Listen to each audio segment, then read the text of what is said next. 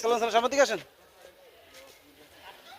তো কি না প্রকৃতি সুন্দর কোনোটাই তো মিলাইলাম না। কিচ্ছু এলাম না সময় নষ্ট আজকে কতটা পথ কত সময় নষ্ট এই সুন্দরবনের ভিতরে সাথী ভিডিও করেন। হুম